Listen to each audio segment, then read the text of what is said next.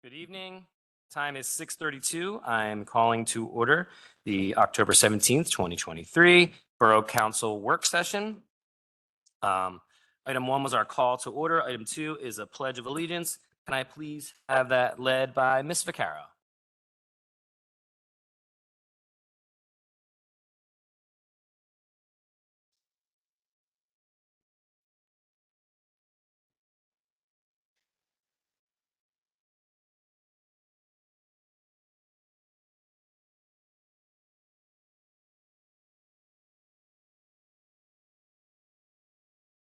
All right, thank you. All right, item 3 is comments, suggestions, petitions by residents in attendance regarding items that are not on the agenda. Anybody wishes to speak, please come to the podium, state your name and address for the record. I'm seeing none. Okay, we're going to move on to item 4, which is we need our mayor for that. Maybe we'll skip that one, come right back to it, unless she's sure she's not far. But we're going to come back. We're going to go on to item 5, and we'll come back to 4 in just a moment, which is a presentation of the 2024 preliminary operating budget and 2024 capital budget, and a motion to adopt and schedule a public hearing on November 15th, 2023. See the mayor. Mr. Metric, is this like 5 minutes, 10 minutes? Okay.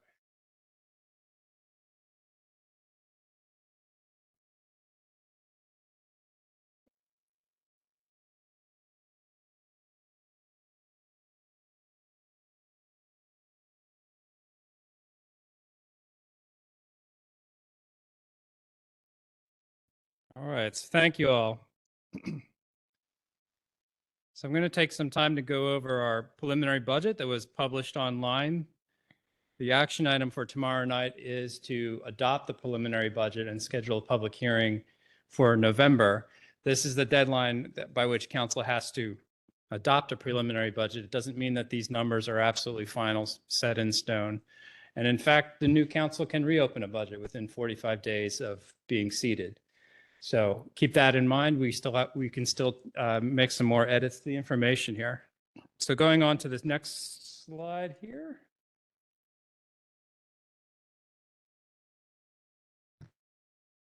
Can you advance it one for me? And that's our schedule that I just mentioned. We do have time this year if we choose to adopt our budget in December as well. But I'm hopeful with what you'll hear tonight and what was posted, we can come to a decision by November, I hope. Next slide, please.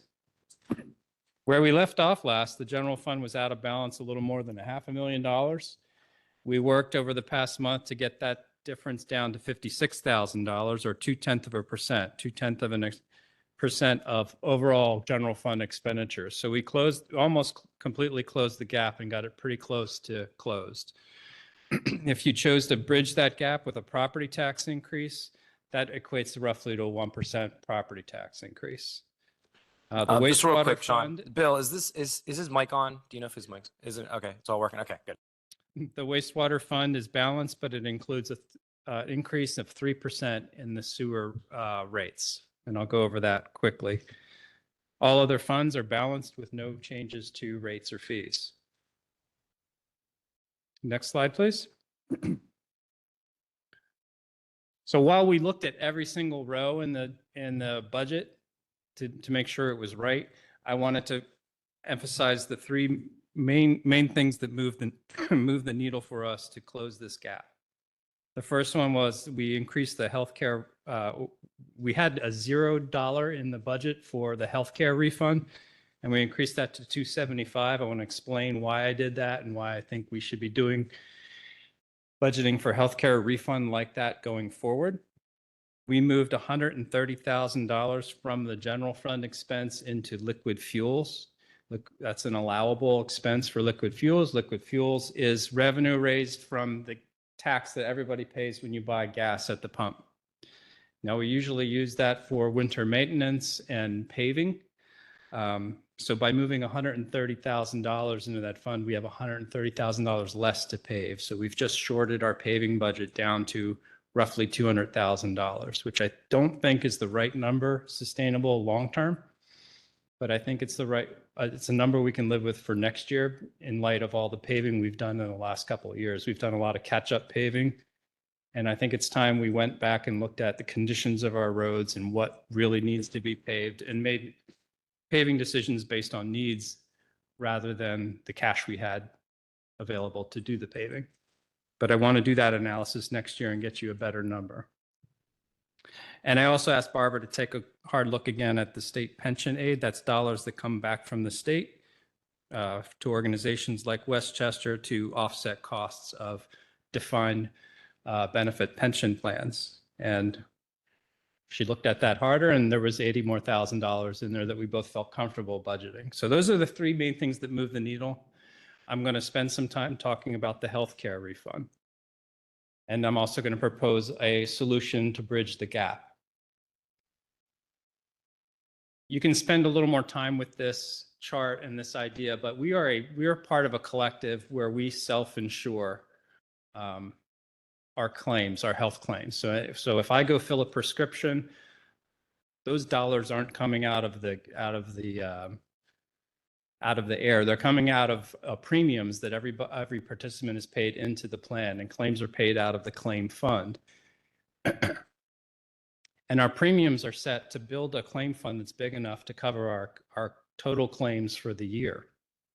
Some years we go over that and we don't end up paying more money, but we incur an experience that drives our premiums up over long term. We also have stop loss insurance, which covers us in case there's any extraordinary medical claim. If you know a little bit about insurance claims, there's really great risk of having the really bad claim. That's why you have insurance, right? So whenever an insurance medical claim gets over $75,000 for any individual instance, a stop loss insurance kicks in and covers the borough for that extra expense. So we're covered vertically in terms of having any one person experience bad claims, and we're covered horizontally in terms of the whole group having a bad experience. And in general, about 2 years out of 7 are bad and you don't get much of a refund, and the other 5 years you get a refund. Next year is going to be a bad year. So go on to the next slide. I knew coming into this budget last year that the number was going to be 0. We weren't getting a refund next year. The reason we're not getting a refund next year is we've already expended $1.5 million through 6 months of a claim fund that usually has roughly $2 million in it per year. So we've blown up our claims already. I don't know what happened. We're at 134% of our claim fund experience. Now, that doesn't mean we have to pay more money at the end of the year. It just means we had a bad year. It looks like we're trending to have a bad year, and we're not going to get any refund next year. That's why you saw 0 in your budget. On to the next slide. Each one of these colored bars represents the healthcare refund the borough has booked in the last 7 years. So what's the problem with this graph when you're trying to do a budget? It's too crazy, right? It's all over the place. So in 2 years with pandemic experience, we booked refunds north of $600,000. Great years, right? No one went to the doctor except when they absolutely had to. No one was getting any elective things done. You avoided hospitals if you could. In 2023, I had to put $1 in the formula for this graph just so you could see a color on the graph, because we're not getting any refunds. So in this experience, when you're all over the place and it's a big part of your budget, 2.5% of your budget, it makes sense to budget on a 5-year average instead of trying to guess halfway through current year's experience, what we're going to land on next year. I don't want to have to come to you and the people who pay taxes and say, best guess, it's going to be $200,000 less than I thought next year. So that's a lot. That's 4% tax increase just to cover the absence of a medical refund. So what I'd like to do is propose that we budget a smooth number every year of $275,000, or generally speaking, a 5-year average. We don't have great data. The last 7 years because of the pandemic.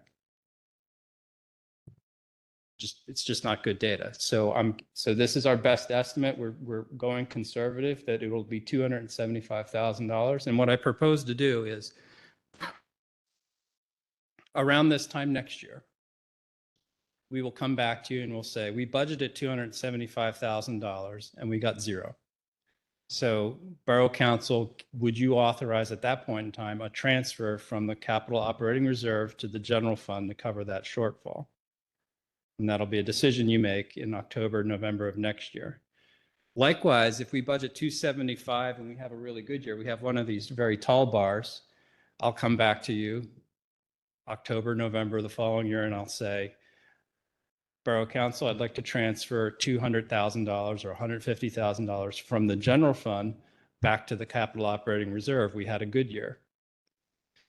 So when I did this math, the magic number was $327,000. If we had budgeted $327,000 a refund every year for the past 7 years, there would be a net balance of zero between the capital operating reserve and the general fund. Some years money would flow one direction, other years the money would flow a different direction. It's my long way of saying I think we should put this number in the budget. Probably most definitely going to be coming to you in 11 months, 10 months, and asking for you to authorize a transfer from the capital operating reserve to cover this shortfall, because we're going to have a bad year next year. But I think this is the way we should do it going forward instead of trying to guess what the refund is going to be.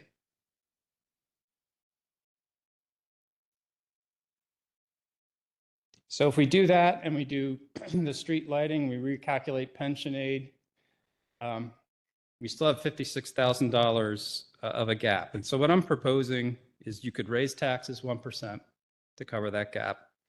But that's a headline that says a tax increase and it's only 1%. It doesn't really move the needle that much. What I suggest we do is we look at managing the timing of backfilling positions as they come open in the borough.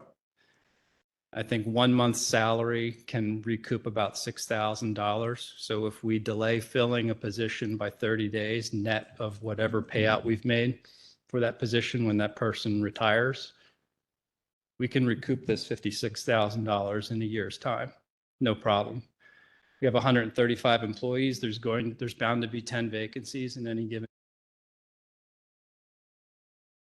And that's my solution to offer to you, to get some feedback and say, you don't have to raise taxes this year to bridge this gap. That's a solution to do it. I am most definitely probably going to come back next year and talk to you about a 2 or 3, probably 3% property tax rate increase to make ends meet, and also with more information about the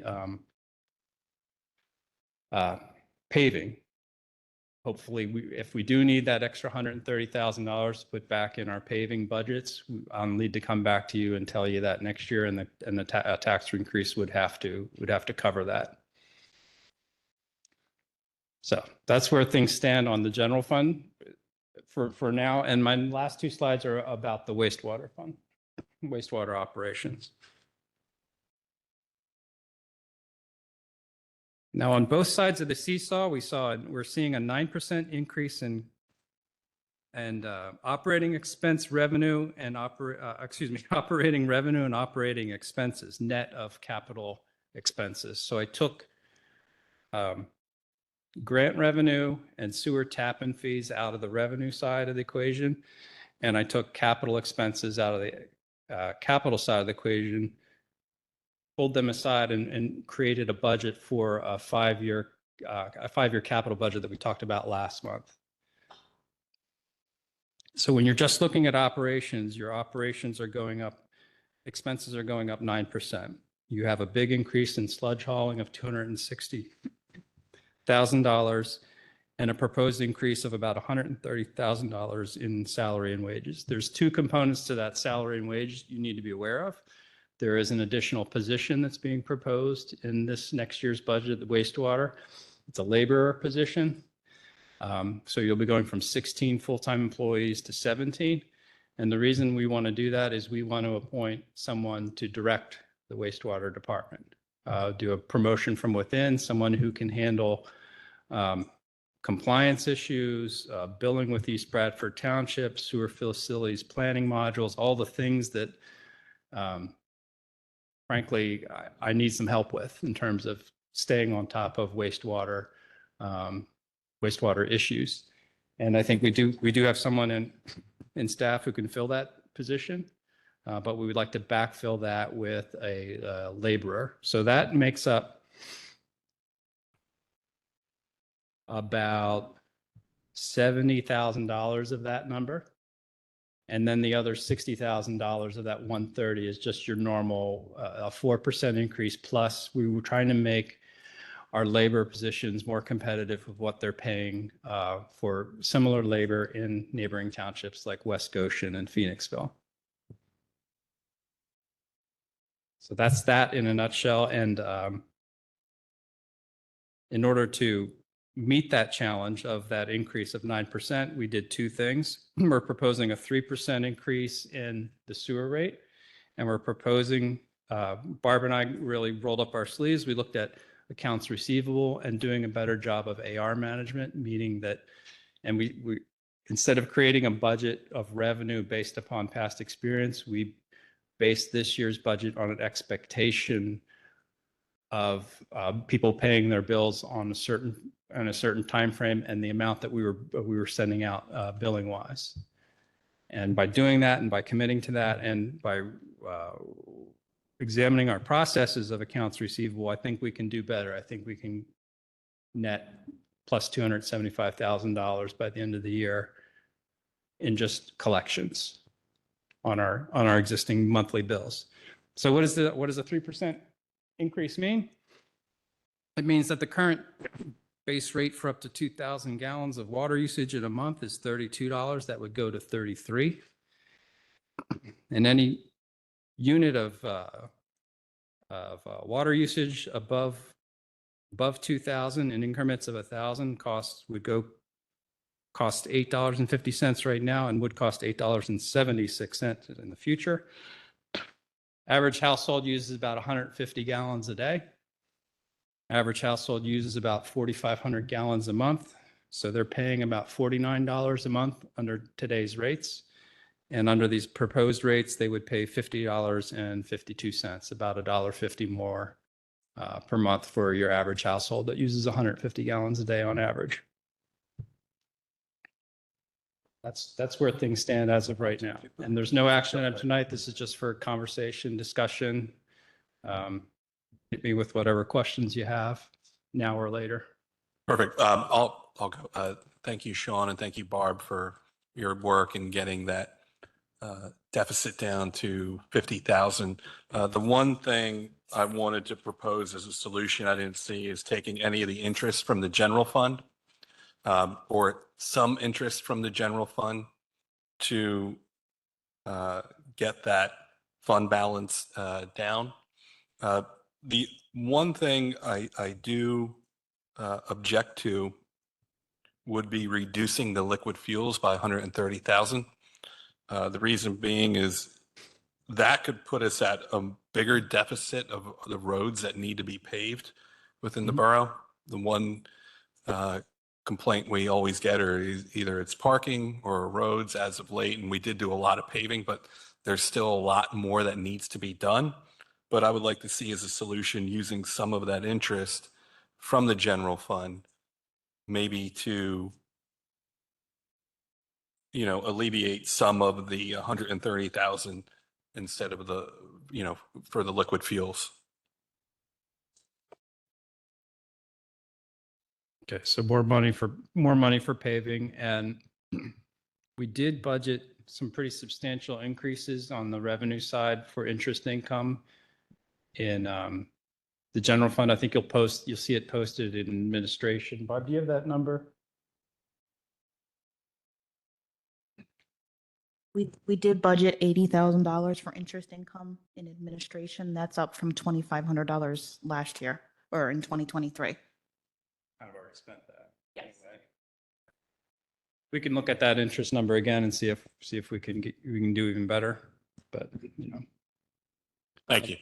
Go ahead, Bernie. Just a couple of things, Mr. Metric. Thank you, and thanks, Barb, for all your help. The interest that you were just talking about from the capital reserve that Mr. McGinnis was just talking about, there's nothing mentioned, so far as capital projects, where we're going to stand with capital projects for 2024, that are going to be substantial, for that income. My biggest fear is, I like your idea of doing budgeting by moving different funding sources around. My biggest fear is that we may just say that we have a catastrophic year for snow. We have to go back to the capital reserve because we don't seem to have enough cushion in order, because we're working bare bones at this point on the budget. The 1% tax increase, you and I have talked. I don't believe that's sufficient enough to help us get through 2024 with anticipated incomes and revenues coming online from new construction, in 24, 25 and on. But I don't want to pay any more taxes because we're on a fixed income, but I think, it's not enough of a cushion because we're balancing it way too close. And there's no penalty. The penalty for overdrawing it is we have to go to the capital reserve and borrow from there, just like we're doing with the medical in the event you come back 11 months from now. If we have to do that, if we have to borrow from the capital reserve for $276,000, that's telling me that our cash is pretty tight.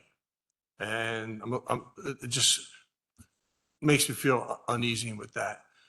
Yeah. It's all about the cash, because we can't predict what's going to happen down the road, but we just don't want to keep using our capital reserve, for unnecessary stuff that the general fund can do. And the last thing is the staffing. You mentioned as people retire, take a little bit longer to pay them. Is there any staffing reduction in the budget? I didn't see it when I looked. Like, for example, I mentioned to you not adding a full-timer in Parks and Recreation this year, waiting till 2025 to do that. Are we adding someone full-time in Parks and Recreation? Because that's another $50,000. We have money in this year's budget to pay someone and hired someone, and they are here. And I think that budget number is in the low 30s to pay for them for 30 hours a week for, I forget how we worked it out. It's 30 hours a week for about 40 weeks, Okay. 40 to 45 weeks. But are we anticipating them becoming full-time? Because then once they're full-time, then, that number generates, This budget has expenditures in it to okay. take that seasonal position and make it a year-round position. Okay. Yes, Yeah. year-round full-time position. Yeah, and I concur with Mr. McGinnis, and I've talked to you about the liquid fuels. That's always been paid out of the general fund. And if the $130,000 is back in the general fund again, we're then all close to $400,000 short because of the medical. I'm assuming the medical is going to be 275, $130,000. We know the medical is going to be zero. So it's 275 there. Yep. It's $130,000 there. You're adding money with a full-time, part-time person. I'm just worried about overdrawing our account and not having enough money, to run the day-to-day operation. At the end, if we're operating this close in December 2024, we won't have enough cash to start 25 again, especially if we have a catastrophic snow. So that's my concerns, the cash reserves. Thank you. So what I think, Bernie, and I agree with you. I was going to bring up the point as well. I know you had proposed possibly a 1% increase this year in taxes, and then you mentioned next year you're seeing 2-3%. You said maybe. If there's not going to be a tax increase this year, I'm probably coming back and we're probably talking about 3% next year. Yeah, I'd be more inclined to split that difference and go for a 1.5 this year, just to kind of lessen that blow for next year. I know we had already talked about it. We mentioned it before, like just delaying that. I don't think really does us any favors. And I share the concerns about, kind of cutting it close for next year. It doesn't make me feel easy, sit easy with me. I do appreciate the attritional savings you're talking about in terms of delaying hires. I think that makes sense. And I think if we did that in addition to possibly a small increase this year in taxes, that could help as well. Mr. Chairman, I did forget one large elephant in the room, the police contract. Yeah. We don't know where that police contract's going to land. And if we approve, as we go into we know it's going to be substantial. So, because the last couple of ones have been substantial. Cutting it our cash that thin doesn't make me feel really secure for 2024. I'd hate to have you come stand up and say we need an 8% tax increase in 25, and that would be $475,000. It's not, we're just, in my opinion, we're just cutting it way too thin. Okay. And I appreciate your empathy for the 20,000 people who are paying taxes, but the can's been kicked down the road way too far at this point. Thank you. Any other thoughts or questions, Sheila? Have I can't stand the health insurance situation. And I don't have a solution, but I would very politely request us put some money, if we're going to be paying the way that we're paying, can we put some money towards some wellness programs to try and reduce the number of small claims? I think funding some wellness programs, putting money towards our people are the most important part of our borough and the way that it's running. And if we can encourage wellness and encourage them to be taking care of themselves, then there's going to be less claims and we're going to be less likely to be hit with some of those numbers at the end of the year. Of course, we can't loop around every tragedy that's going to happen, but I think some money towards it would be a very good thing. And I think it is a worthwhile effort to look into. any other thoughts or questions or? No? Okay. Any public comment on this?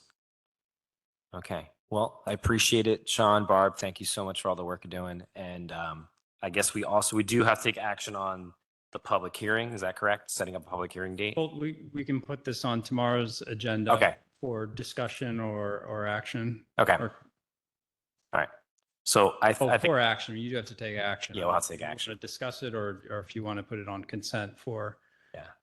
Does anybody want to put this on discussion for tomorrow? I think we should.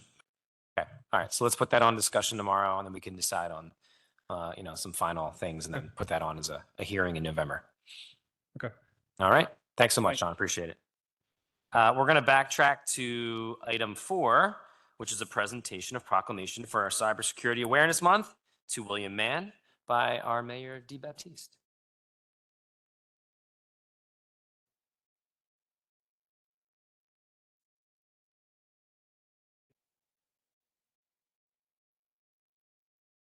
So, William Mann, if you can unman your computer and come up here.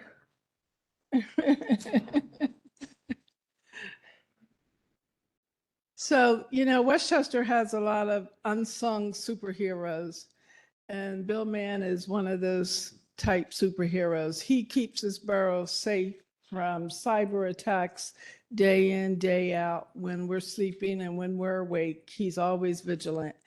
And more importantly, he always is willing to help anyone that comes to his doors with whatever cyber issues they might have, and does so with such a wonderful spirit.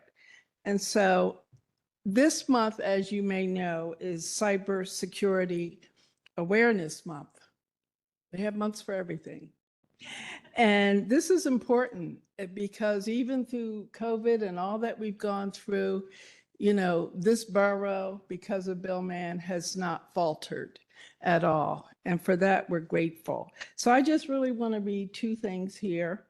So, you get to do wonderful things like this. So whereas the Chief Information Security Officer, William Mann, and the Borough of Westchester's Information Technology Department play a vital role in identifying, protecting, and responding to evolving cyber threats that can impact the borough's information systems and our collective safety, security, and privacy. And whereas 2023 marks the 20th year for National Cybersecurity Awareness Month, we know it is more important than ever with the stark rise in phishing and cyber attacks now occurring every 39 seconds. And so whereas, skip forward, on behalf of cybersecurity awareness and education helps to ensure that all members of society can safely benefit from digital interconnectivity. And so therefore, I, Lillian DeBaptiste, Mayor of the Borough of Westchester, get to say thank you. Thank you very much, Bill Mann, and your Department of One. Jeff, is he Jeff here? He's tomorrow night. Oh, he's tomorrow He's an night. important part. So yes, he is an important part. So I encourage citizens to learn more about cybersecurity and take action to protect their security and privacy online, because that is something Bill Mann would want you to do. Thank you. Thank you very much.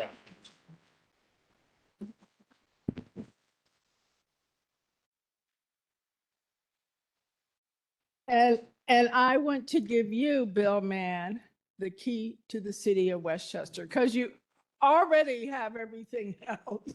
You already know, you could probably find out more about any of us than. That would not be ethical. And you're always ethical. He is. He's a wonderful, wonderful man. Thank you for the key. I pin you. Does it actually? Yeah. You're opening all the doors. Like a free parking? I don't know. Speak to Sean Metrick about free parking. Thank you, Mayor. Thank I you. appreciate it. Bill, that's I was really happy to see that put on the agenda after the original agenda came out. I thought it was such an overdue. Thank you for that. I know all the work you do. We get your weekly emails, we get all the updates, and you're on top of everything. We really do appreciate that. As I get to see this from this public entity, and my school district is a public entity where I work on the tech department there. I work in the tech committee there, and I hear of the threats that are constantly coming, and it's just it's the importance of the job can't be overstated. So thanks so much, Bill. I appreciate that. Thank you. All right, we're moving on to item number 6 under our Act Committee, which is a motion to approve a sublease extension with 4 States Railway for the operation of the Westchester Railroad tourist train. Are there any big updates on this or anything, Nick, you want to add to this? So it's just a housekeeping item. Yeah. Okay. Are we good to put this on consent, or is there any questions or concerns? Okay. Any comment? Public? No. Okay. That'll go under consent. Thank you. Under our Parking Committee, item 7 is a motion to approve delegation roadside responsibility agreement with the Chester County Conference and Visitors Bureau. Anything you want to add about that, Sheila? Or is that pretty straightforward? Yeah, it's pretty straightforward. It's just a good thing to do. Yep. Okay. Any comments or from anybody on that? Consent? Good. All right. Then I'll go under consent. Item 8 is a discuss a draft lease of second floor parking enforcement at the Chester County Justice Center parking facility, 200 block of West Market Street. So this item came up, we had been discussing a lease with the county regarding the Justice Center. And then the question kind of came up, why are we enforcing the Justice Center? There's been some issues, which understandably the county is very protective of their data, but they won't give us access to the Flowbird system for us to manage the disputes. So before we went back and forth with the lease any further, I wanted to ask council if they wanted to continue pursuing a lease. Sean and I had discussed, this is basically enforcement on private property. We do have a lot of enforcement throughout the borough. So I wanted to hear from council how you felt about continuing the conversation. And the committee was interested in not continuing this conversation. Okay. Any other thoughts on this from anybody? Yeah, the problem is, and Ramsey didn't expound too much on it, but the county really isn't willing to work with us when we go to process the tickets. When it goes to the local judges, we don't have the background information. And our thought was on parking, if you're not going to work with our parking director to give us the information, why would we exert the effort and go to court and everything get thrown out? So that was the reason. It also has to do with enforcing on private property. This is not something that I'm strongly interested in pursuing. I would like the cleanness of not doing that. Okay. Do you need more direction than this? Do you need any kind of action item tonight, or just kind of getting the vibe? I would like if council is happy with not pursuing it further, then if you could just, I guess, take action not to take action would be great. I mean, I would say if we don't take action, then nothing happens, right? We don't have We to have to vote notify, we have to notify the county that we're not enforcing. that we're not enforcing. Yeah, Okay. yeah. But is that a change to the lease? There is no lease right now, so There it is was, no lease. yeah, so there was no, and it was not part of a land development agreement. Okay. If there is nothing to go forward with, then I don't think we have to take an action. We're not voting to have the lease and to go forward with the enforcement, then I don't think we need to do anything. Want to? Am I interpreting that correctly, you think, Mr. Metric, or do you think I need to? Yeah, we're trying to figure out if Borough Council wants the parking department to enforce on county property on the second floor of their garage. And I don't think it does. I don't think we do. It sounds like the park committee did not think so, and us on council disagreeing with that. So I'm pretty sure that we don't want to do that. And if we need to take a clear vote on it, I think we can do that, but I don't know if we have to. Okay. Okay. Is there any other comment on this from anybody? Okay. So are you comfortable with that, or do you want something more? No, that's helpful, and then we'll just take it off the agenda. Okay. Thank you. All right. Okay. So I don't think this needs to go to discussion. Then this can just, if the term, I came up with a good term before, can just go away. I don't know. I can never remember. I had a good term. All right. So item 8 is stricken. All right. Item 9 is a motion to schedule a public hearing on November 15th, 2023 to amend Chapter 77 Residential Permitting Ordinance. The motion is just to set up the public hearing date. Do we need to hear much about the proposal, or we're going to hear it next month? So, I mean, I love this ordinance very much, but Okay. I don't think anyone else cares about it as much as I do. But there were several updates to the ordinance. It is much cleaner to read. So I guess if you don't care, but it is a nice update to the ordinance, and there are some updates to the student rental permits. So now students that are out of state have the ability to get a permit. They will no longer get guest passes. Property management companies can get one parking permit for property. And it just cleans up the way that the permit system works in general. Yep. And the committee was very happy with this. Okay. All right. All right. So we'll, I mean, this will all be published so people could view it before the hearing, obviously. So is everybody okay with the consent for this date for next month? Okay. All right. Any public comment on this? Okay. Item 10 is to motion to approve bid from Premier Building Restoration in the amount of $16,212 for Bicentennial, which is the High Street Garage facade repair. It's pretty straightforward. Yep. Any comments or any issues with this or? Okay, any comments from the public? All right, that can go into consent.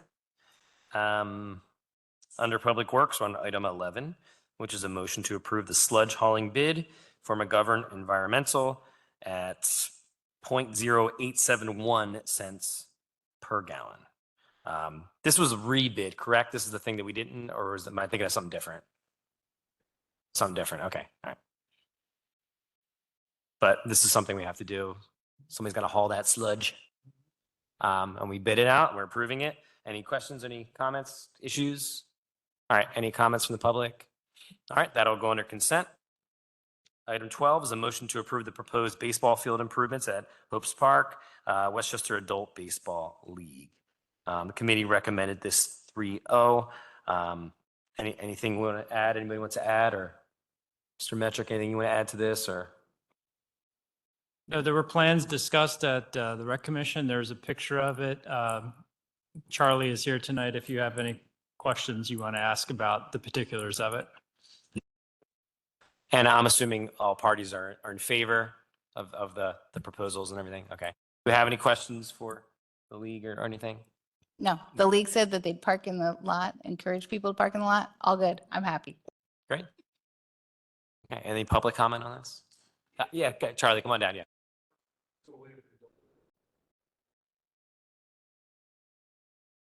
Charlie Cooper, Westchester Adult League Director. Separate from this, we talked about the previous meeting, the revenue sharing aspect. Sean is now back. I just want to know if we can get a final answer on that in terms of renting the field. I know it's rented every day right now. I just wanted to get an answer while we're here, if I'm able to.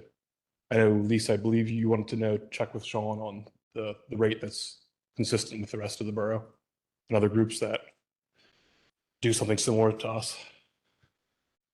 That was an action item, I think, the last time we talked about this, and I don't know if we've moved forward or have any more details on that, Mr. Metric, around what we talked about was consistency, right? For other entities renting other fields and making sure that we were just consistent across the board for all the parks.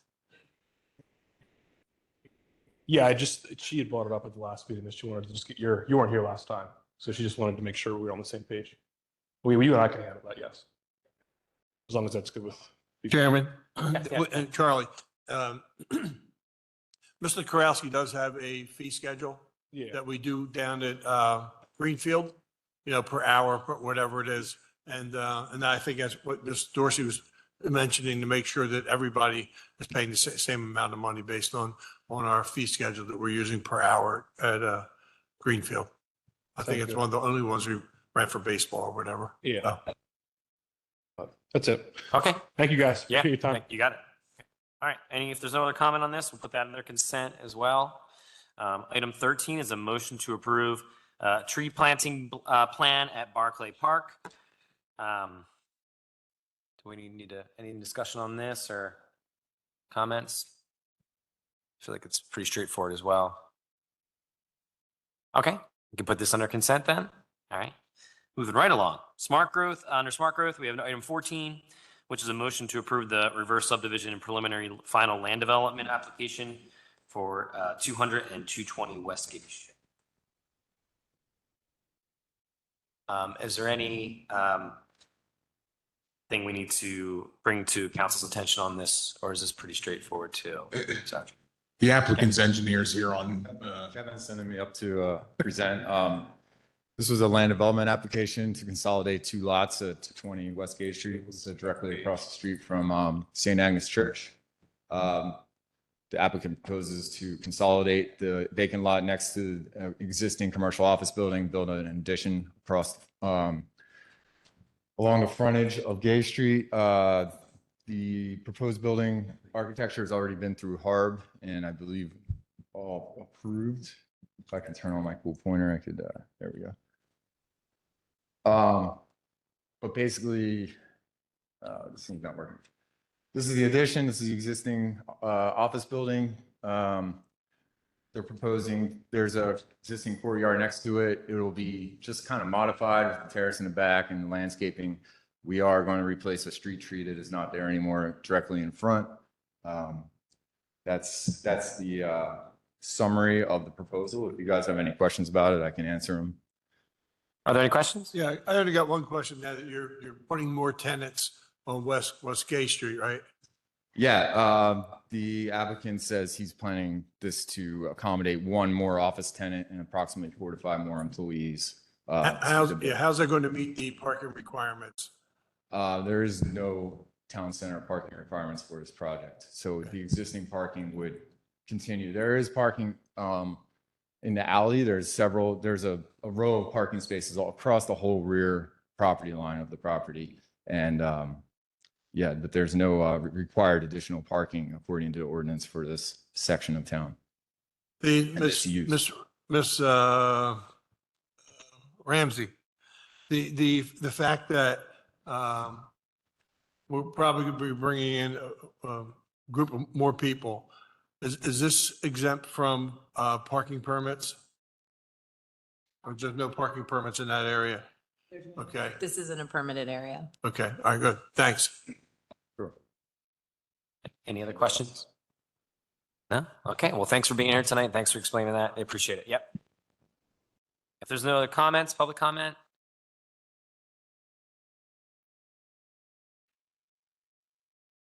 Like Daryl, you're chomping the bit up here. I have a question. If it's 200 Gay Street, West Gay Street? 200 and 220. It's a reverse subdivision to bring those together.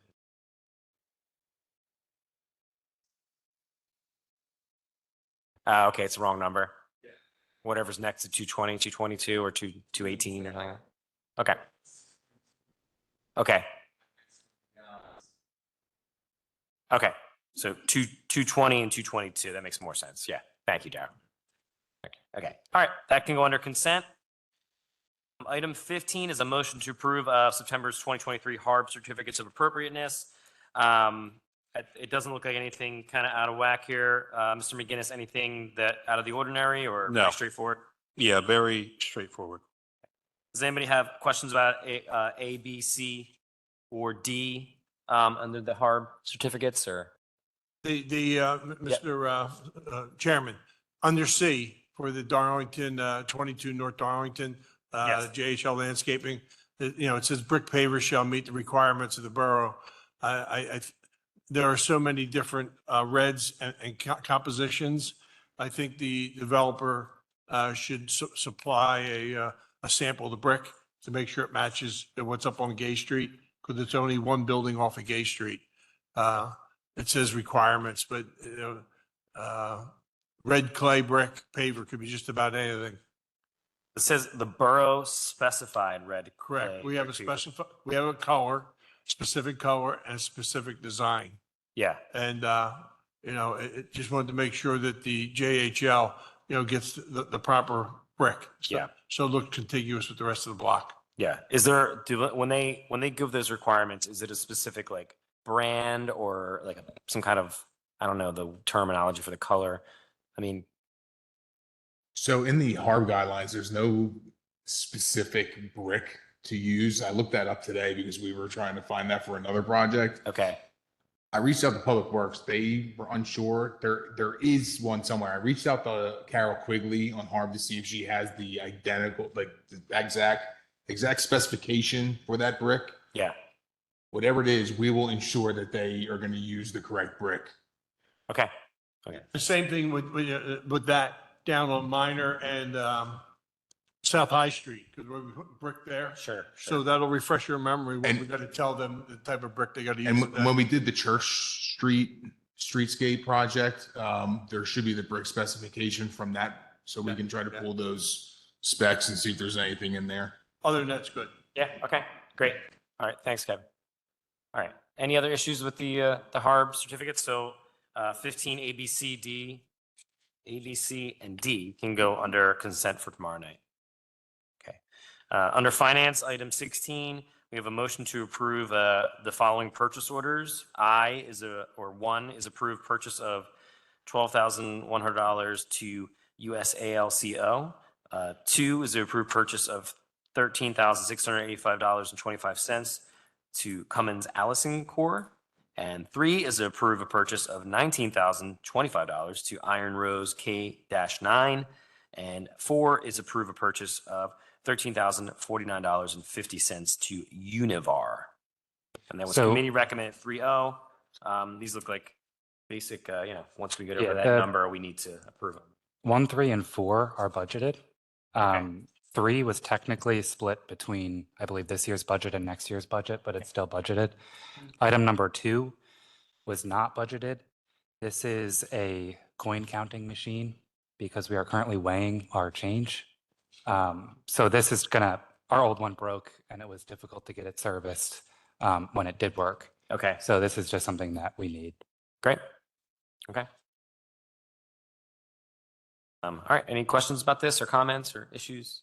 These purchase orders, comments? Okay, so this will go 16, 1, 2, 3, and 4 will go under consent. Item 17 is the discuss pension investment options. Okay.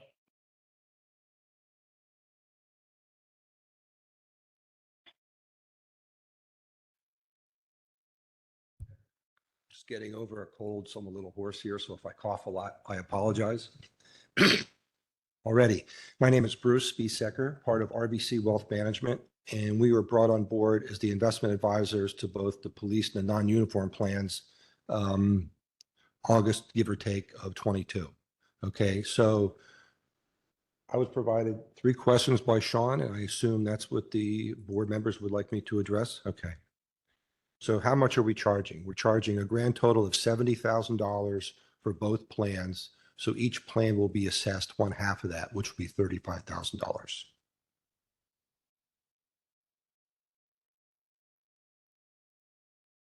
The next question, I'm going to put some interpretation to this. Does the pension manager, I assume you're referring to us, have full architecture with regarding to investments? It's language for saying, do we determine which investments to make and make the investments and report to the pension committee? The answer is no. What we do is we bring ideas to the investment committee for investments to fill out the investment policy statement that guides both plans in terms of how they should be invested. And early on, we brought a number of those to the pension committee to refer to U.S. equity, international equity, and fixed income. And the result are the investment options that are currently in the plan. So we don't have authority over that. It's more like a recommendation to the committee. The next question is, why aren't we exploring a more index approach with lower expenses, et cetera, et cetera? So from a big picture perspective, from both the domestic equity investments and the international equity investments, just shy of 2/3 of all equities are currently indexed and what we would refer to as U.S. large cap stocks. And that is certainly supported by the performance of active managers over the last number of years, where it's been very difficult to keep pace with that particular index. However, when you look at small cap managers, for which we did provide one for your portfolio, and 2 international equity managers, there are opportunities for active managers to provide performance after their fees exceeding the benchmark. And if you were to see the report that we provide to the investment committee, if you go out 3, 5, 10 years, you will see the excess performance for all those groups are positive. So they are exceeding the benchmark. So we do understand the appropriateness for indexing where it's viable and a very good alternative. But if you can find options that can exceed the benchmark, we chose to go in that direction. Because again, if you can exceed the benchmark, that's more money in the plan over the longer term. The third question has to do with international exposure with investments in China. So the last pension committee meeting was July 31st. I did come to the council and present on August 9th about what we were looking at. And at that time, I did say we would take it up at the next meeting, which is scheduled for October 30th. Okay. But having said that, the first item states our international exposure still has investments in China. That is correct. When we took a look at the two active international managers in your portfolio and looked at their investments in China, Chinese companies, not a US company that obviously has a lot of business in China, but an actual Chinese company, it averages to about 1% of the total portfolio. Okay, so we do have investments there, but it is at 1%.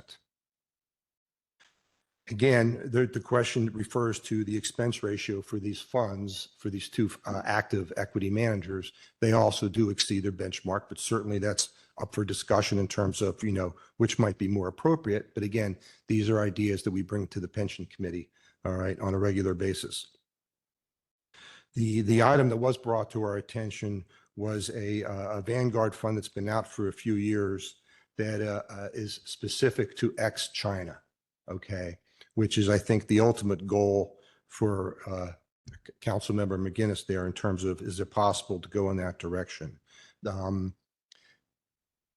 is ex-China, it is good, but it is a dedicated emerging markets index, which would obviously exclude Japan, England, Germany. They are typically referred to as developed markets index. Okay, so we could go in that direction, but I will say that we as a group typically allow some sort of flexibility with our managers that if they need to delve into emerging markets because they see the opportunity, which the managers that are currently employed by you do, we would tend to allow that because, we're the consultants, they're the experts on the front line doing the analysis to see, what is fairly possible. And last but not least, when it comes to mutual funds, which are all of the investments in your portfolio, typically the active managers gives a mandate in terms of how they will invest. And the way it works is up to 80% needs to follow those guidelines. So there's always that flexibility with almost any manager for 20% to fall away from what's identified in the prospectus.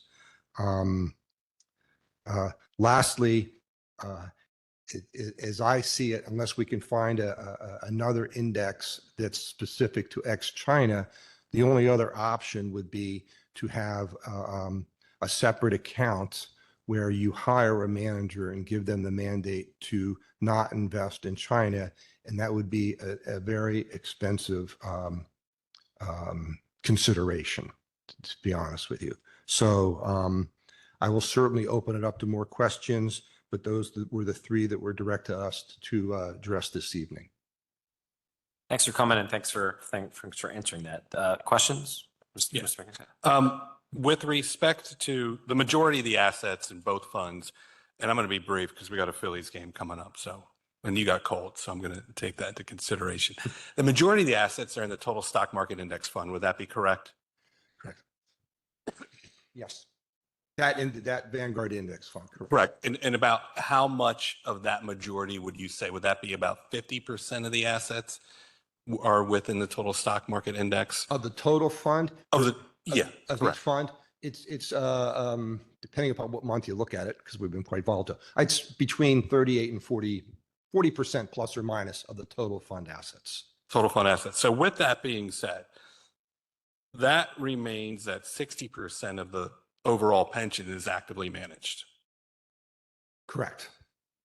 Okay. And with that 60%, those expense ratios, and for people who don't know what expense ratios are, they're what the fund managers, they people like myself and Bruce and whatnot, right, to help run that fund effectively. And it's not to say that actively managed isn't bad, part of the portfolio, but to have that much in a portfolio, to me, coming from a background with indexing, just gives me a lot of pause. Now, usually around 20%, that's acceptable. No one's going to beat the market, because if they did, you and I wouldn't be sitting here, right? And so the one way in which we can make up these allocations in which you're looking to accomplish is you could always increase the small cap. I know you have the small cap Delaware fund. You could always increase the small cap, whether it be an index or international, dependent upon that allocation. You would still accomplish your objective. At the same time, you'd have lower expenses, which over time would help increase return. That's where I'm coming from when we look at these various funds. And that's what I would like to see personally moving forward. With the comment about the international fund, it's the MSCI X China fund. It's not a Vanguard fund. It's it's An ETF. correct. With that, while it may be 1% of the entire portfolio, what percentage of that would be in equities overall? I'm assuming it's probably going to be more than that, because that fund roughly, the international fund currently in is 1% of the portfolio overall total that you're currently in. But as far as equities, what percentage does that make up?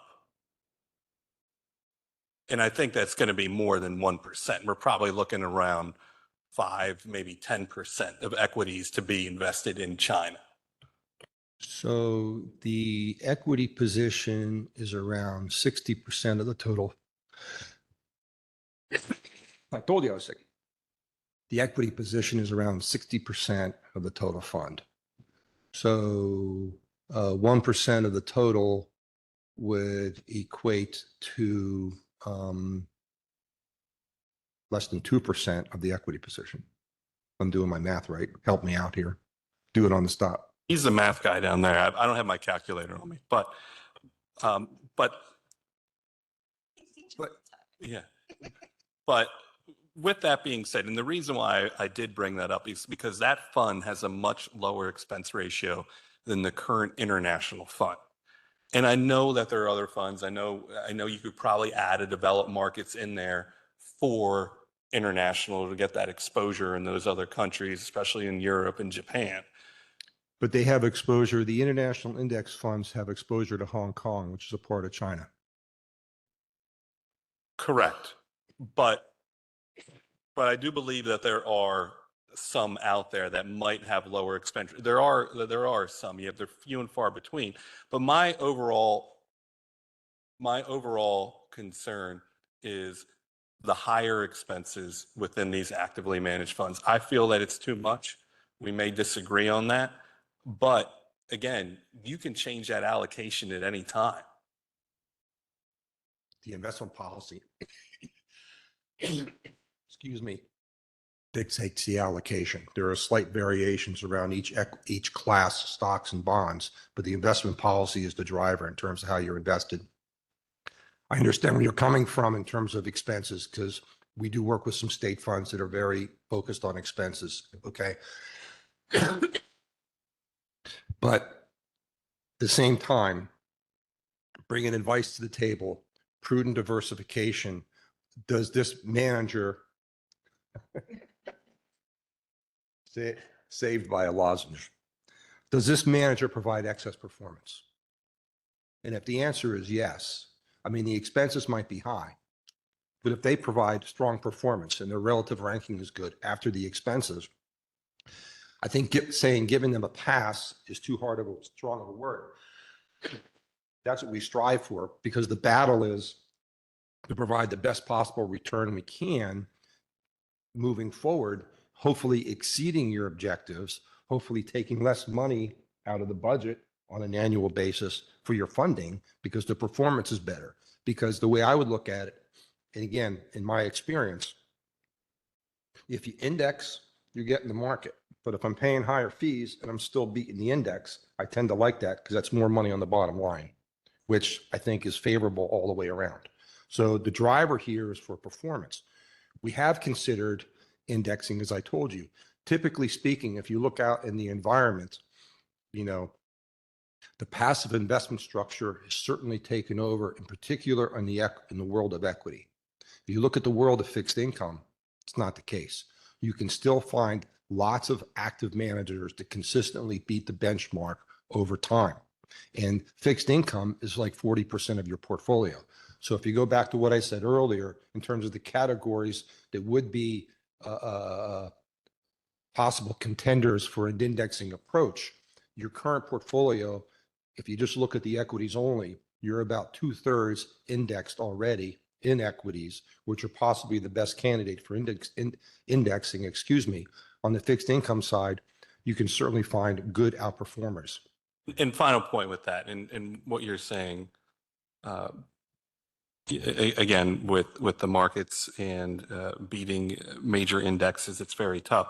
But if that's the case, then shouldn't we be looking at a fund of funds then, a 60/40 static fund, or for example, target retirement funds that are going to maintain the market, but they're still going to be, I mean, they're still actively managed in a sense that they are. But again, overall, reducing costs over time, I mean, it's going to be very, very difficult to beat those indexes.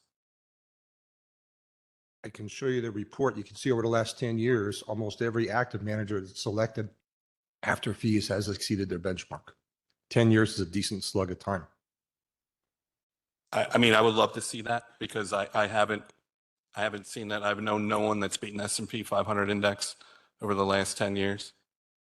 Maybe 1 year. It's in my pile someplace. Just bear with me here. I only have one copy, so you'll have to pass it around.